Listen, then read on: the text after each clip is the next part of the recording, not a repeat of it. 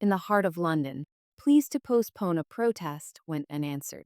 Despite appeals from police and even the Prime Minister, demonstrators filled Trafalgar Square in support of the banned group Palestine Action. 70% of the Metropolitan Police's public order officers were deployed here, a massive strain on resources. Officers who could have been guarding synagogues or mosques in the aftermath of the Manchester terror attack were instead pulled into central London to contain this rally. The head of the Met Police admitted that the demonstration was stretching resources to breaking point, but the organizers refused to cancel. One of them, retired financial consultant Margie Mansfield, arrived carrying a bag, fully expecting to be arrested for supporting a banned group. When asked if she felt any responsibility to communities still shaken by the Manchester tragedy, she was blunt.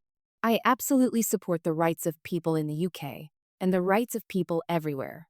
It is my choice to be here." Her defiance set the tone. The protest began as a sit-down. Within minutes, it turned into a wave of arrests. Police encircled groups of demonstrators, and those who refused to move were carried away. The Jewish community condemned the timing, calling the rally tone-deaf and deeply insensitive while families mourn in Manchester. But protesters stood firm. Some argued that silence would mean complicity, and that Gaza's suffering cannot wait for a more convenient time. For police, the situation was a test of control.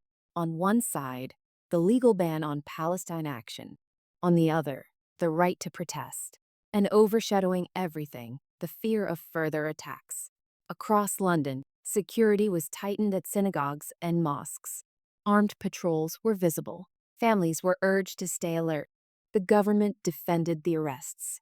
The policing minister described it as one of the toughest days for the Met in recent years.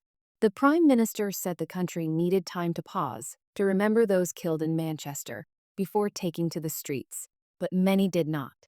By the end of the day, Trafalgar Square was a scene of defiance, confrontation, and division. Palestine Action supporters vowed to continue their campaign, no matter how many arrests follow.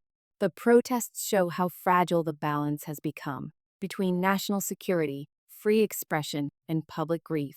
London's police are stretched, communities are on edge, and Britain's streets remain a front line for anger over war abroad and fear at home. UK News Live, Central London. The government defended the actions of police.